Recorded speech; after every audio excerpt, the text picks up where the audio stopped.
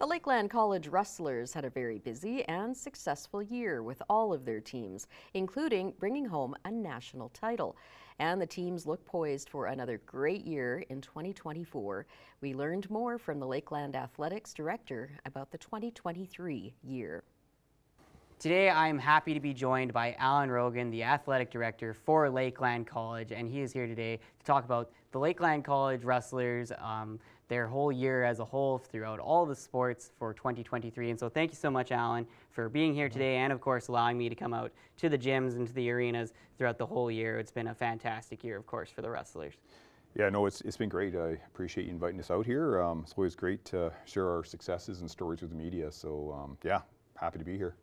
All right, so let's start with at the beginning of 2023. We were finishing up the 2023-2022 season for the volleyball team. So let's start with the volleyball teams. Of course, there's some big things to talk about, especially with the girls, but the men's team also did quite well in 2023 in the playoffs there. So let's talk about those two volleyball teams. You bet. Our men's program probably had their best year to date.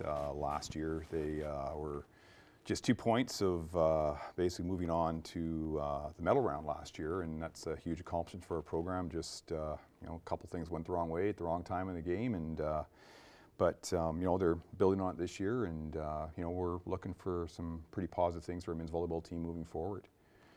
Our women's volleyball team, well, that's the program of the year last year. They went off to nationals again last year out in Nanaimo and came home with a national championship, gold medal. The gals played incredibly well. Coach Dyer has done a great job with that program, and he has returned the whole starting line this year. So we're looking for some big things for them as well this year. So.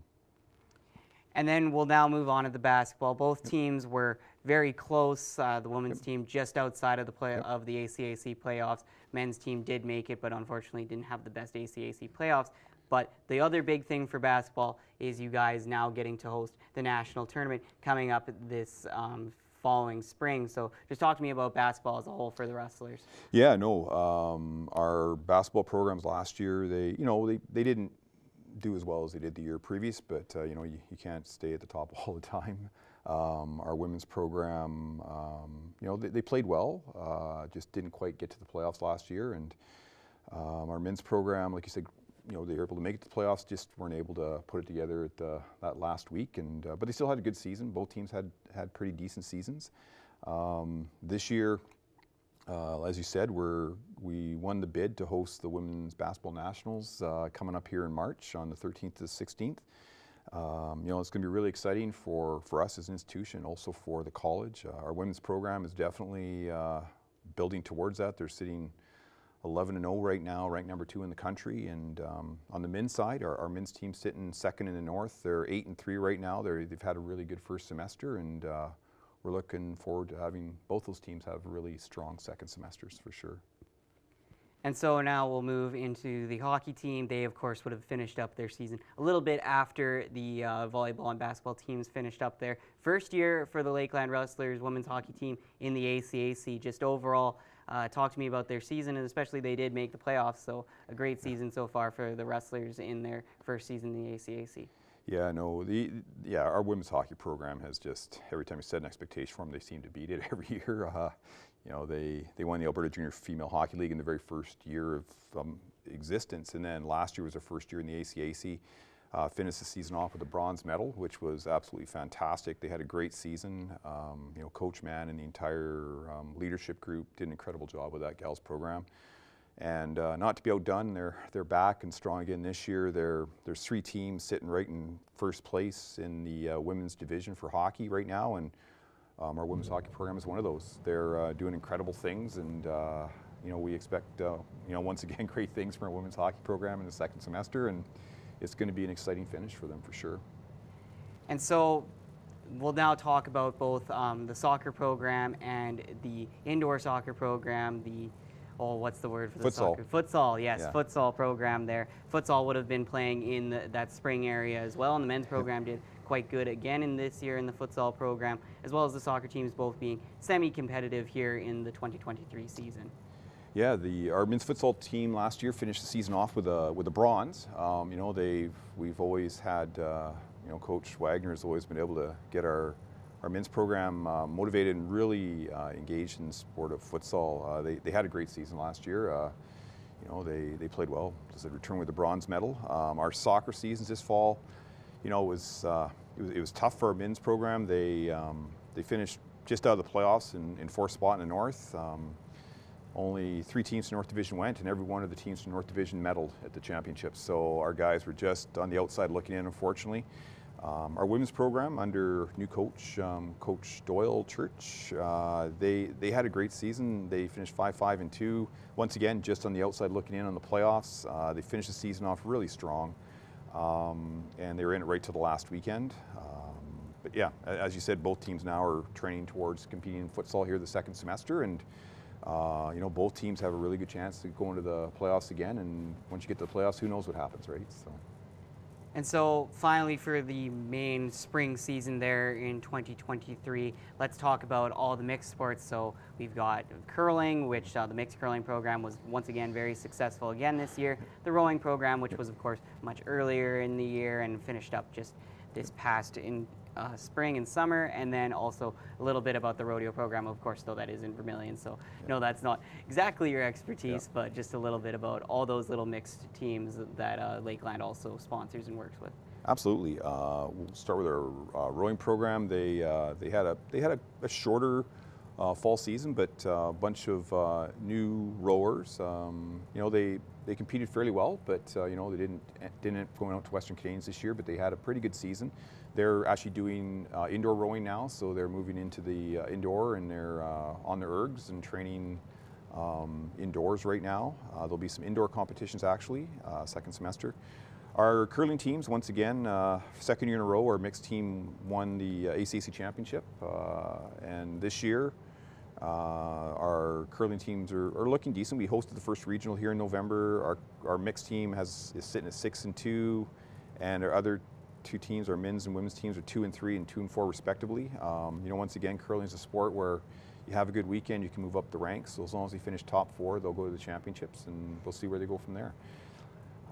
The rodeo program, you know, falls predominantly under our ag department, but they had a great season last year as well. They returned home with some championship buckles, and this year they have a pretty large squad of competitors in pretty much every discipline. So they will, you know, we're expecting big things from the entire rodeo program, and we know when it comes to April, I think it was, when they compete for the championship, we'll probably end up with some championship buckles again this year. So.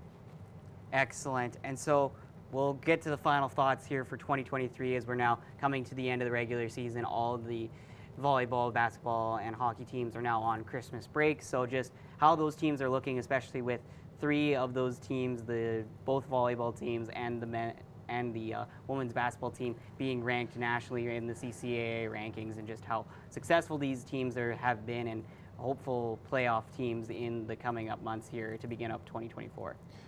Yeah, it's been a great fall, and you know, we're expecting some big things from our teams, but it is sport, so you never know what's going to happen. But you know, as you said, our women's volleyball team's ranked number 1 in the country. Women's basketball is number 2 in the country.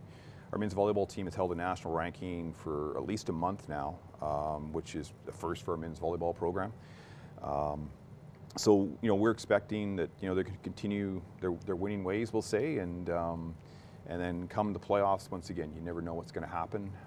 You know, when it comes to, you know, women's basketball, you know, we have a spot at the national championship because we're hosting, but I know Coach King's going to want to earn that number 1 ranking going into nationals. Gives us a better placing in the round robin, and then, you know, we could be hosting the women's basketball national championships in the same weekend we're hosting the ACAC women's hockey championships. So it depends on how things roll out. It could be an extremely busy March for us, and we're hoping it will be a busy March because we want to see our team succeed as much as possible. But yeah, like I said, it's sport. You just never know how things are going to roll. So. Excellent. Well, thank you so much for all the information, Alan, and again, thank you so much for having all of us out to all the Lakeland Wrestlers games. They're all very exciting, and we love seeing all the kids succeed in college sport. And we will definitely have lots more Lakeland College Wrestlers content in 2024. Abby St. John is in now to join me with the weather. And Abby, we had absolutely perfect conditions over Christmas, great for traveling. The highways were awesome. And what are we expecting now between here and New Year's? Absolutely. I think we're going to be expecting similar to what we've seen over the past few days, especially over Christmas. I know everybody was anticipating or hoping for a white Christmas. Unfortunately, we didn't get it, but we had perfect driving condition for people who are traveling, which I think is the most important thing.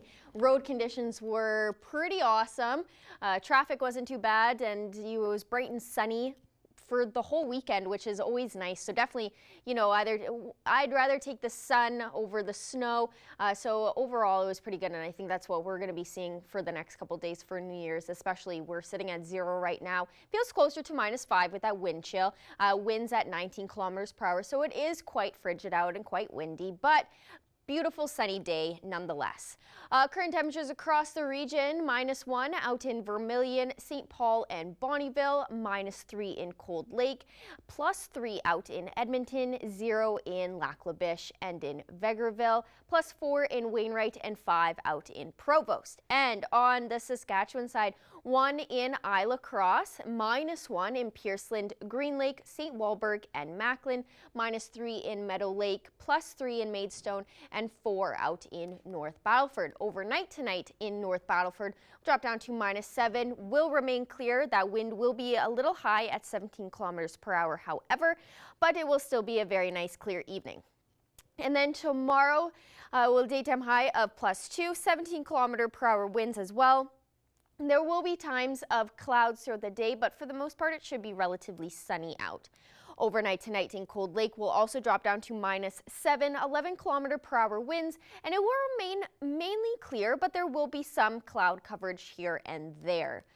And then tomorrow, it will be a daytime high of -1 in Cold Lake, partially sunny skies, but that wind will be relatively calm at 9 kilometers per hour. Overnight tonight here in Lloydminster will remain clear as well, -5. So what our wind chill feels like right now will be our overnight temperature tonight, 15 kilometer per hour wind, so it may feel a little bit cooler than that -5. And then just to break down tomorrow for you here in Lloydminster, 6 a.m. it will be -5, 13 kilometer per hour winds and mostly clear. And then as the day goes on, we'll remain at -1 for most of the day at around noon, 17 kilometer per hour winds, and we'll see a partially sunny day similar to what we saw today. And then mostly clear at around 6 p.m., -1, 17 kilometer per hour winds as well. And then overnight tomorrow will be -3 around, clear skies, 15 kilometer per hour winds. And then over the next 3 days on Friday, it will be a very sunny day out with a high of +2 and a low of -9. And then on Saturday, partially sunny, mix of sun and cloud a little bit here and there with a high of -1 and a low of -7. That is the first look at your evening weather forecast. I'll have more overnight temperatures later on in the show.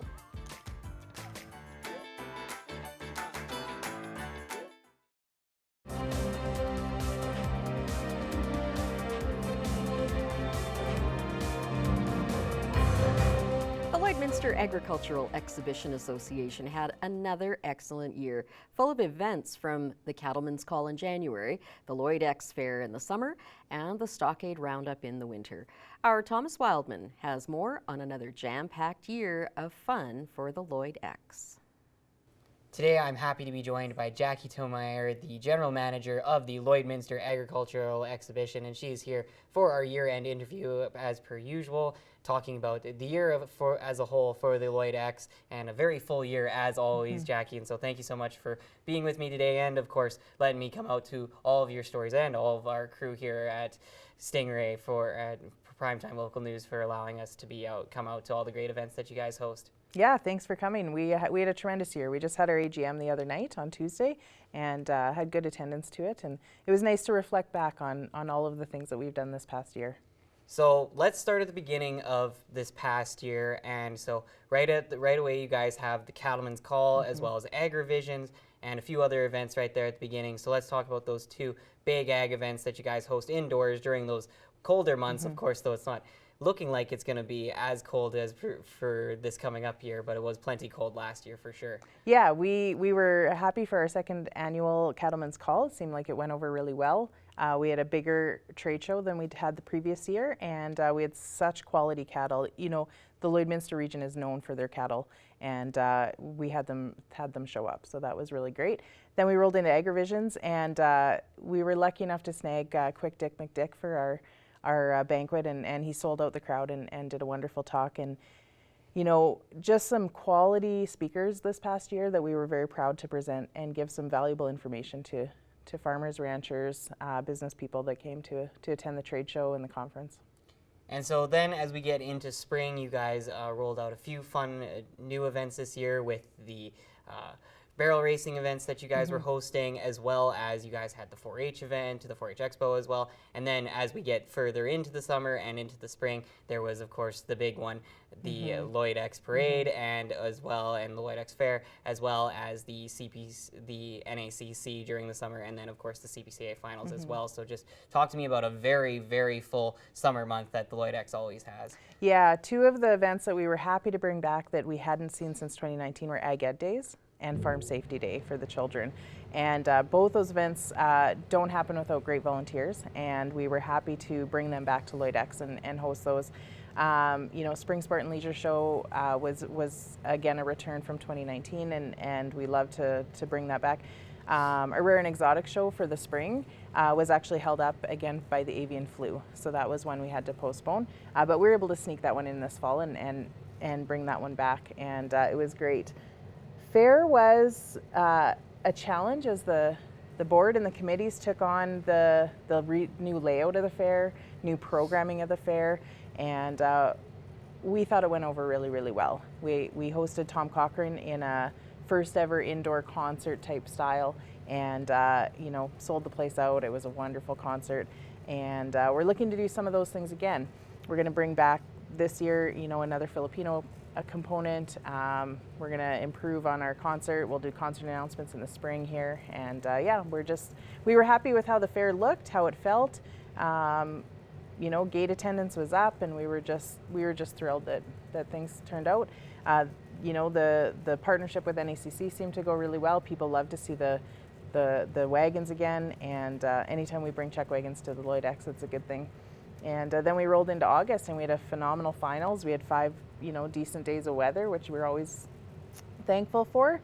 And you know, we crowned Luke Turnia was our aggregate champion, and then Danny won the dash. And yeah, we had a great summer. We had great weather. We didn't have too many major incidences, and our youth component as far as our riding was up. We saw our outdoor arenas get used a lot, which I think is, you know, I think we're really, really past the pandemic, and we're really seeing people get involved in activities again.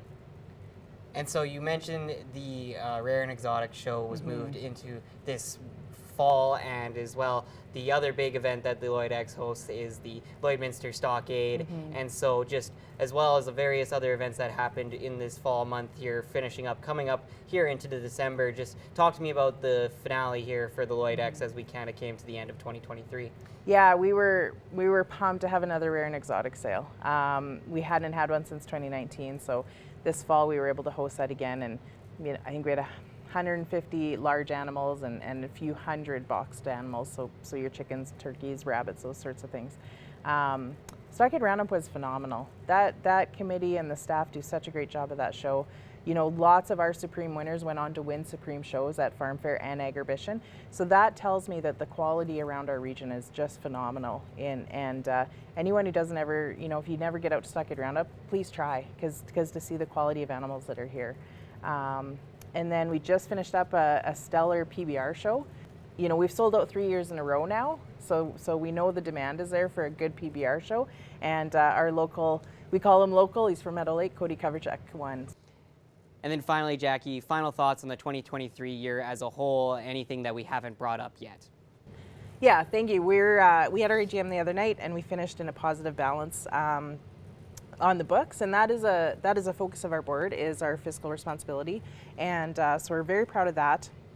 A big part of that is our rental. We have seen a big increase in business that comes to Lloyd X for our food service, for our meeting rooms, for their events, and we're very proud of that. We saw some tremendous fundraising galas come through our facility, and we can't wait to do that next year again. You know, our staff and our board do a tremendous job in supporting our community that way, and we're just so excited to be finishing out the year strong. We have hosted a number of Christmas parties already, but we still have another 2 weeks to go, and it's a wonderful time of year for everyone to get together and celebrate the holidays. And we're just so thankful to Lloydminster for their support and to see what we bring to our community and to be able to help in any way we can. Awesome. And then finally, we're coming right around very soon to January, so that will mean the 3rd edition of Cattlemen's Call, as well as Agrivisions and all those other events that will be starting up right away in the winter. So just thoughts on those events that are coming up right away, and any new and exciting events coming up for the Lloyd X in 2024. Oh, I should have maybe thought about that. Yeah, we definitely, the committees have been meeting and making plans for all their events. Cattlemen's Call, Agrivisions, Progress Steer and Heifer Show, and then rolling into the summer. We have a meeting tonight with our Fair Entertainment Committee to start planning some of those fair entertainment pieces. We're looking forward to a really busy year. You know, we have the Heavy Oil Show returning next year. You know, there's going to be a lot of activity in Lloydminster next year that we're going to try and be a big part of and support where we can. Awesome. Well, again, thank you so much for the very full year at the Lloyd X. It was fantastic here at the station, I know, for all the people here in Lloydminster and surrounding areas. And so there will definitely be lots more happening at the Lloyd X in 2024. So be sure to stay tuned for all of their great events that will be coming up in 2024.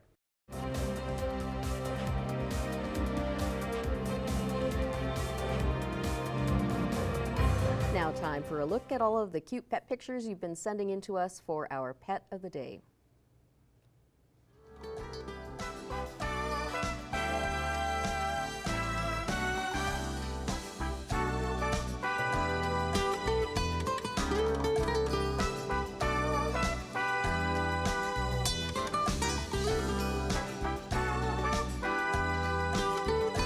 We want to see your pets. Send photos of your pet and their name and have them featured on Pet of the Day.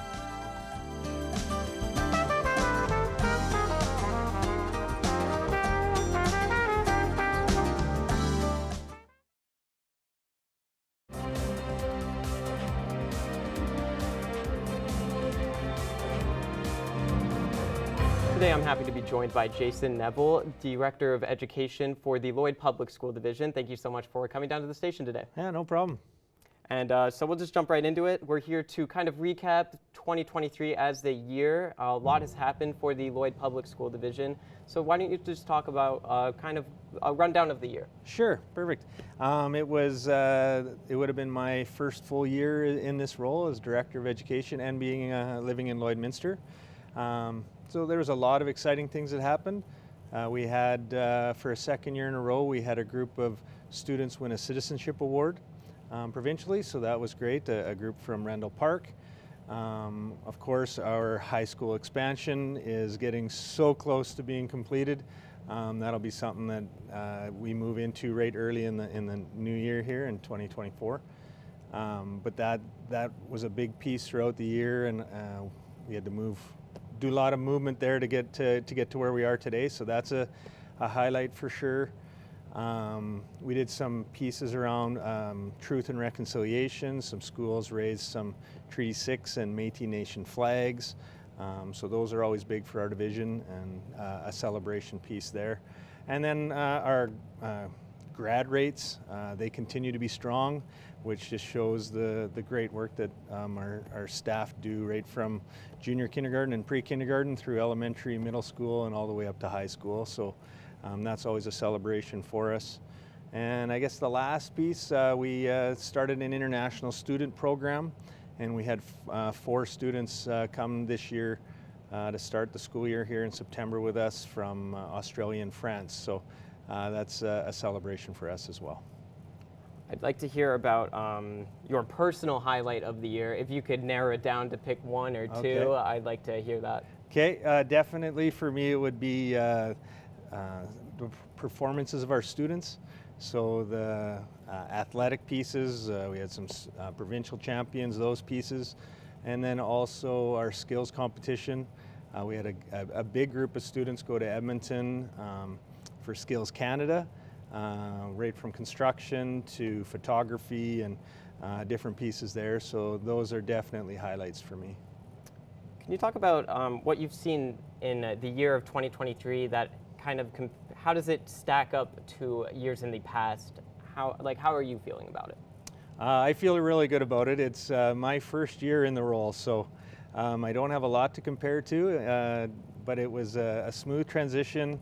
It's a fabulous school division. I've really enjoyed the city, getting into some different activities across the city just outside of work. So it's been a great transition for me, and I'm really looking forward to my second year in the role. And then you talked about the expansion for the school coming in 2024. Yep. Are there any other big ticket items for 2024 that you could talk about?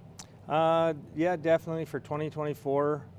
Well, the high school expansion is big for Lloyd Public School Division. They'll be starting some classes in that area in February here, but it's also big for the city itself. I know there's already some groups that are trying to book time in our gym there, and it'll just open up a lot of gym time for other organizations outside of school hours to be able to access. So that's a big piece, just not only for the division, but for community groups. Going forward, we have some more schools that are doing some Métis and Treaty 6 flag raisings. So all the activities kind of behind the scenes that go on there, the learning that happens there, and then it's culminated with a flag raising. So we've got a few of those coming up the remainder of this school year. So that's exciting for sure.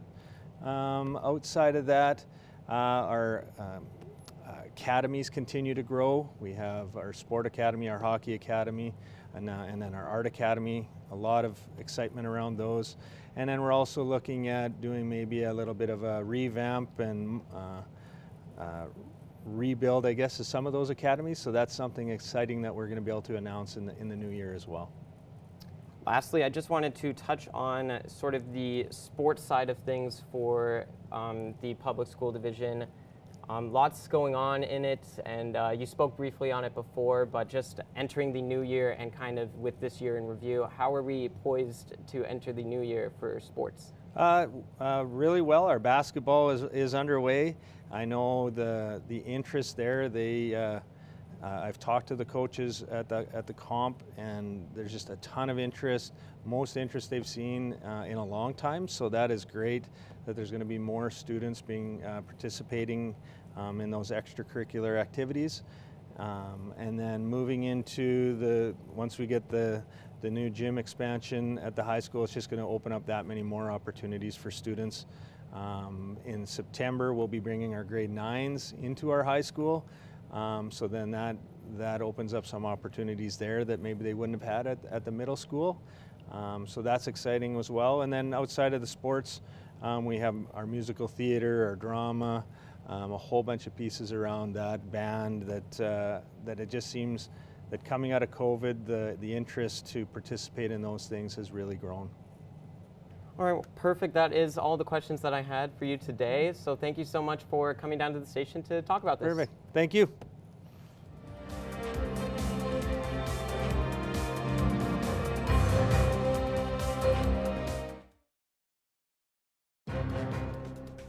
Furniture set and design supplied by Furniture Gallery, downtown Lloydminster. Today I'm joined by Tyler Lorenz with Residence in Recovery, Executive Director of Residence in Recovery, and today we're here to kind of do a wrap of the 2023 year. So to start, how was 2023 for Residence in Recovery? It was a busy year, Colin. You know, we really stayed steady all through the year. Our wait list didn't change really at all. If anything, it went up a little bit. Yeah, it's been a really, really busy year for us. We had a lot of events this year, and you know, all of our programs have stayed completely full.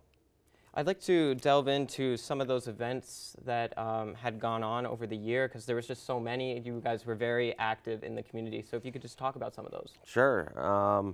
you know, we have our charity golf tournament every June. This year was our biggest one yet. We nearly filled the course. I think we had 2 teams drop out at the last minute, but other than that, we had a full course. So we have another tournament coming up, you know, this June, I think the 22nd. And then we had Recovery Day in September. We did that in conjunction with Arts Without Borders, and you know, that was a really big event for us. I think it was the biggest Recovery Day we've had so far. So we're looking to build on that first week of September in 2024. And then we had the Addictions Don't Discriminate exhibit here just a couple weeks ago. And Michael Landsberg came down and talked, and you know, it was another great event. Didn't quite get as many people out as we wanted, but those that did come, really, the feedback on the exhibit was incredible. You know, we had a lot of students that went through the exhibit from both public and Catholic, and the feedback that we got from some of those students was incredible. So all in all, a great success. I'd like to talk about your personal highlight of the year. A lot to choose from, and yeah, just like to hear your thoughts. Yeah, I mean, it's an interesting industry to work in. You know, there's lots of ups and downs, you know, working with individuals that struggle with addiction. I mean, there's really good days and there's really bad days. And you know, we had some really big successes this year, especially in our family treatment program. We changed our family treatment program from a 3-month program to a 9-month program. And I mean, the feedback from agencies, from the clients, the outcomes that we're seeing are just incredible compared to what they were with our 3-month program. So that definitely has been a big change. The downside of that, well, it's not really a downside, I guess, but we do get to spend a lot of time with these families, right? And they don't always work out, and sometimes, you know, things happen, and mothers end up back in active addiction. But thank goodness that doesn't happen near as much anymore with the longer program. So yeah, I mean, we've had some amazing success stories. You know, people moving into their own places. People that have lived a complete life of active addiction, you know, now, you know, having all of their kids back together and in their own place is just an incredible experience to see. I don't want to put you on the spot, but if you did have any statistics to compare this year to other years in the past, that'd be great to hear. Yeah, I mean, with the changes in our family program, the demand for family treatment is through the roof. I mean, I think right now we have 26 families waiting to get into the Healing Center and start their family treatment program.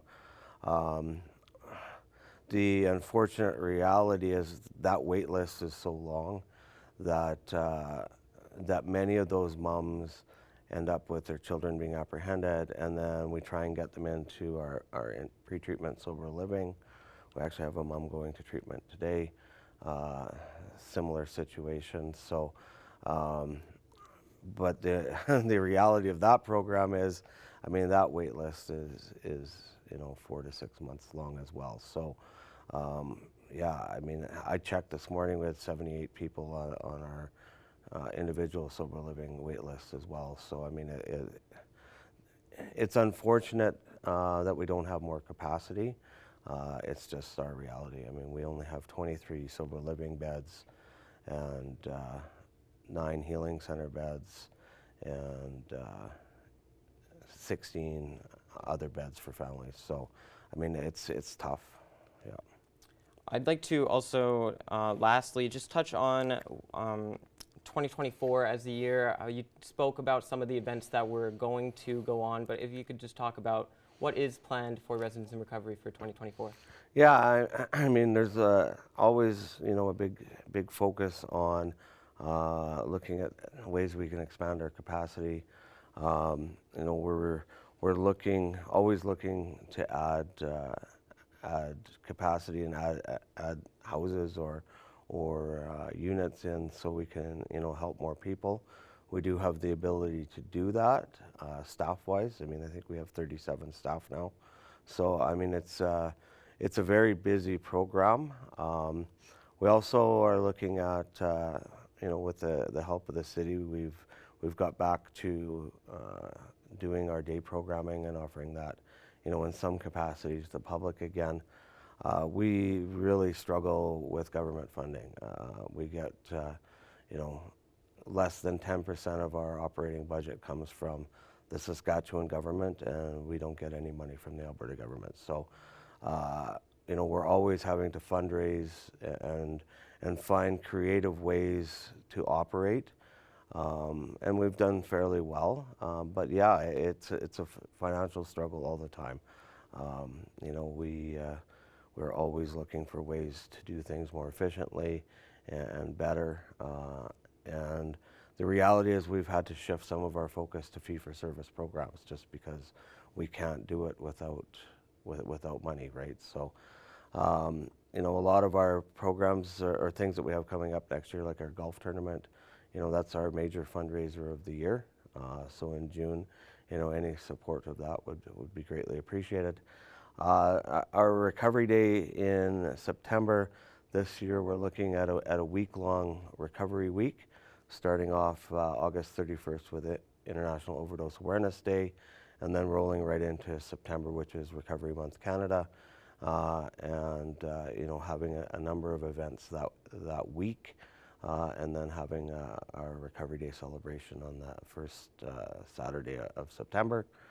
And you know, I don't know, we'll probably have something else pop up. I'd like to maybe even look at getting another speaker at some point next year as well. So, you know, things that we can do to really help break the stigma surrounding, you know, mental health and addictions. There's been lots of talk recently with, you know, the stuff that's going on with the unhoused population downtown. You know, it's always a struggle, you know, really educating people that, you know, these aren't people that really want to be unhoused. There's just no capacity in the system to provide them help, right, and to move them on, you know.